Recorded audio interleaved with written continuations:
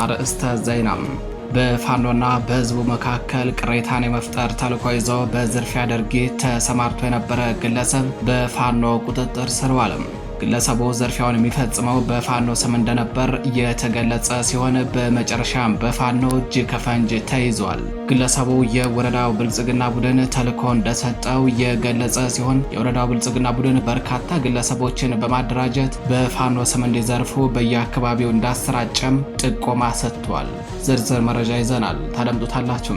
በሌላኛው መረጃችን ፋኖ ጥላትን በስቦ መምታት የውጊያ ስልት ታላቅ ድል መቀዳጀቱን አስታወቀም። በምስራቅ አማራ ቀጠና የደላንታና የአምባሰል ወረዳ ዋሳኝ አካባቢዎች ላይ ጥላትን ስቦ በመምታት የውጊያ ስልት ፋኖ ባደረገው ማጥቃት በርካታ የብልጽግና ተላላኪ ወታደሮችን ሙትና ቆስለኛ ማድረጉ ታውቋል። መረጃውን በዝርዝር ታደምጡታላችሁ። በተያያዘ ዜና በአምባሰል ወረዳ ከግሸን እስከ ደልባ ድረስ በተደረገ ውጊያም አንድ ወታደራዊ አዛዥን ጨምሮ ከ50 በላይ ያገዛዙ ወታደሮች መገደላቸው ታውቋል። በቀጠናው ዙ 23 እና ሞርተር እንዲሁም ሌሎች ከባባድ መሳሪያዎችን ታጥቆ ጥቃት ከፍቶ የነበረው በሰሜን ምስራቅ እዝ 801ኛ ኮር የ45ኛ ክፍለ ጦር ሰራዊት ከወደ ፋኖ የተሰነዘረበትን የመልሶ ማጥቃት እርምጃን መቋቋም አቅቶት ከባድ የሆነ የሰብአዊና ቁሳዊ ውድመትን ተከናንቦ ወደ መጣበት መፈርጠጡ ታውቋል። ዝርዝር መረጃ ይዘናል። ሰላም ጤና ይስጥልኝ የተከበራችሁ የመረብ ሚዲያ ቤተሰቦች እንደምን አረፈዳችሁ፣ እንደምን ዋላችሁ። ከመረብ ሚዲያ እነዚህንና ሌሎች የዛሬ ህዳር 19 2018 ዓ.ም ዕለታዊ መረጃዎችን ይዘን ቀርበናል። መረጃዎቻችን ለብዙዎች ተደራሽ እንዲሆኑ ቻናሉን ላይክ፣ ሰብስክራይብ እንዲሁም ሼር ማድረጋችሁ እንዳትዘነጉም። ቸር ቆዩ።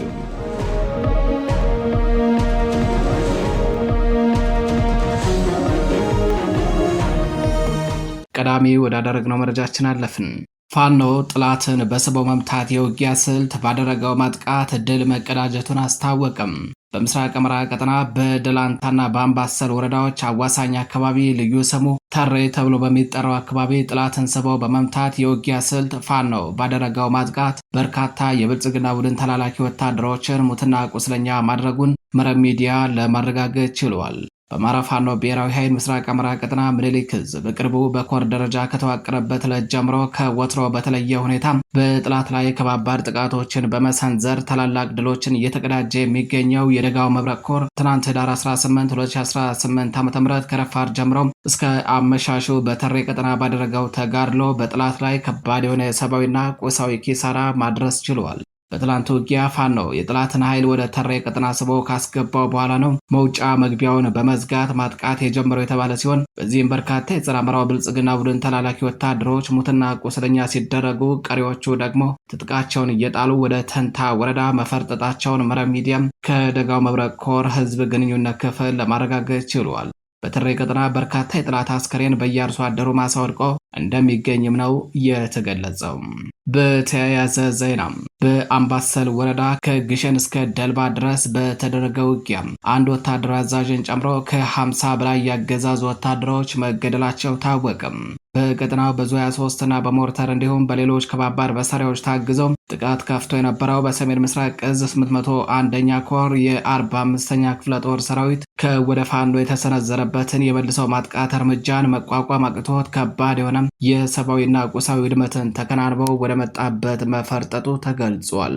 ከህዳር 17 2018 ዓ.ም ጀምሮ እስከ ዛሬው ዕለት በጥላት ላይ የጸረ ማጥቃት እርምጃውን በመውሰድ ድል የተቀዳጁት በአማራ ፋኖ ብሔራዊ ኃይል ምኒልክ ዕዝ ልጅ ኢያሱ ኮር ስር የ23ኛ ክፍለ ጦር አባላት መሆናቸውን መረብ ሚዲያም ከኮሩ ህዝብ ግንኙነት ክፍል ለማረጋገጥ ችሏል። በአውደ ውጊያው አንድ አመራርን ጨምሮ ከ50 በላይ የጥላት ኃይል ሲደመሰስ ቁጥሩ በውል ያልታወቀ ኃይል ደግሞ ቁስለኛ መደረጉን ኮሩ አስታውቋል። በተጨማሪም 1395 የዲሽቃና የብሬን እንዲሁም የክላሽ ተተኳሽ በፋኖ መማረኩ ነው የተገለጸው። የጥላት ኃይል በውጊያ የቆሰሉበትን ወታደሮቹን በአራት ተሽከርካሪ ጭኖ ወደ ደሴ ለመውሰድ ቢሞክርም ነገር ግን በፋኖ ቃኝ አባላት ዚያ ተብሎ በሚጠራው አካባቢ ላይ ተቆርጦ ከባድ ጉዳትን ያስተናገደ ሲሆን በርካታ ቁስለኛ ወታደሮችም በፋኖ ተማርከዋል።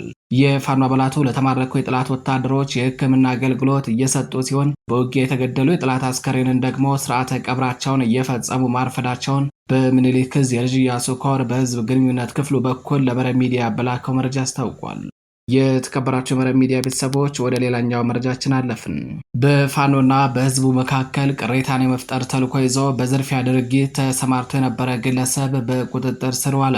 ግለሰቡ ዝርፊያውን የሚፈጽመው በፋኖ ስም እንደነበር የተገለጸ ሲሆን በመጨረሻም በፋኖ እጅ ከፈንጅ መያዙ ታውቋል። ዘራፊው ግለሰብ የወረዳው ብልጽግና ጽሕፈት ቤት ተልዕኮ እንደሰጠው ጠቅሶ በርካታ ሆዳደር ግለሰቦችን በመሰብሰብ በወረዳው በፋኖ ስም ዝርፊያ እንዲፈጽሙ ስምሪት እንደተሰጣቸውም ጠቁሟል። ከፋኖ ጋር እጅ በእጅ ውጊያ አድርጎ ማሸነፍና የተያዙበትን ቀጠናዎችን ማስለቀቅ ያልቻለው የብልጽግና ቡድን የፋኖን ስም ለማጠልሸት እንዲሁም በህዝቡና በፋኖ መካከል ቅሬታና ጥርጣሬ ለመፍጠር ከፍተኛ በጀት መድበው እንቅስቃሴ እያደረገ መሆኑ ይታወቃል። ከነዚህ መካከል በፋኖ ስም የሚንቀሳቀሱ ሆዳደር ግለሰቦችን በማደራጀት በዝርፊያና በእገታ ወንጀሎች እንዲሰማሩ በማድረግ እንዲሁም ከትግሉ ዓላማና ከሰዋዊ ሞራል ባፈነገጠ መልኩ አሰቃቂ ግድያዎችን በመፈጸም የፋኖን ስም ለማጉደፍና በህዝቡ ዘንድ ተቀባይነት እንዳይኖረው ለማድረግ እየሰራ ይገኛል። ጌትነት አለም ነው የተባለው ግለሰብ ከመቄት ወረዳ ብልጽግና የተሰጠውን በፋኖና በህዝቡ መካከል ቅሬታና ጥርጣሬን የመፍጠር ተልዕኮ ተቀብሎ በወረዳው የተለያዩ አካባቢዎች እየተንቀሳቀሰ ዝርፊያ ሲፈጽም ቆይቷል።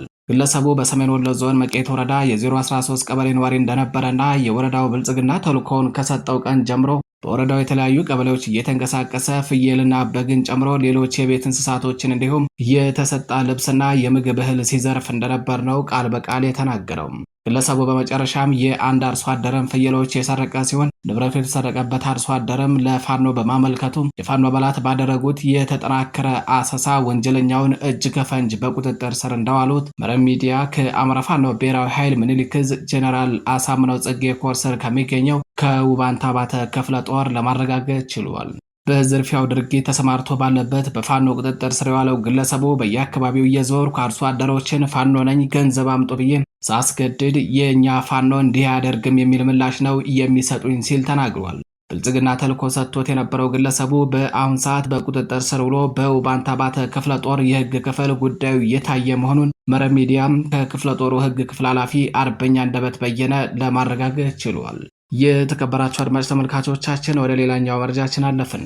ከግብረ ሰናይ ድርጅቶች ለህዝብ እርዳታ የመጣን ገንዘብ በወረዳው የብልጽግና አመራሮች መዘረፉ ተነገረም። በደቡብ ጎንደር ዞን በመና መቅጠዋ ወረዳ ህዝብን ለመርዳት በሚል ከተለያዩ ግብረ ሰናይ ድርጅቶች የመጣ የእርዳታ ገንዘብ በብልጽግና አመራሮች እየተመዘበረም የግል ኪሳቸውን እያደለቡበት ነው ተብሏል። ገንዘቡን ከዘረፉ ካድሬዎች መካከል የመቅጠዋ ወረዳ አስተዳዳሪ ምስጋናው ሆነ ከ200 ሺህ ብር በላይ መዝረፉ ተሰምቷል። በተጨማሪም አሰፋ የተባለው የወረዳው ብልጽግና ፓርቲ ጽሕፈት ቤት ኃላፊ ከ230 ሺህ ብር በላይ እንደዘረፈ ነው የተሰማው። የወረዳው ብልጽግና አደረጃጀት ዘርፍ ኃላፊ የነበረው በርዬ ደምሴ ደግሞ ከ200 ሺህ ብር በላይ ዘርፏል ነው የተባለው። የወረዳው የግብርና ጽሕፈት ቤት ኃላፊ አቶ አደራጀው ጌትነት ለልማት የመጣን የህዝብ አፈር ማዳበሪያ በይፋ በመሸጥ ከ12 ሚሊዮን ብር በላይ ዘርፏል ነው የተባለው። ከዚህ ጋር ተያይዞ በምስራቅ በለሳ ወረዳ በሴፍቲኔት ስም የሚመጣን የእርዳታ ገንዘብ ለብልጽግና ወታደራዊ መሪዎች እጅ መንሻ እየተጠቀሙበት እንደሆነም ተጠቁሟል። በዋናነት ይህንን የእርዳታ ገንዘብ ከታለመለት ዓላማ ውጭ ተግባር ላይ እንዲውል ያደረጉት ያለው የወረዳው አስተዳዳሪዎች ናቸው ተብሏል። የተከበራችሁ የመረብ ሚዲያ ቤተሰቦች ለዛሬ ህዳር 19 2018 ዓ.ም ይዘናቸው የነበሩ ዕለታዊ መረጃዎቻችን እነዚህን ይመስሉ ነበር። ከቀሪ የጣቢያችን ዝግጅቶች ጋር ቸር ቆዩ።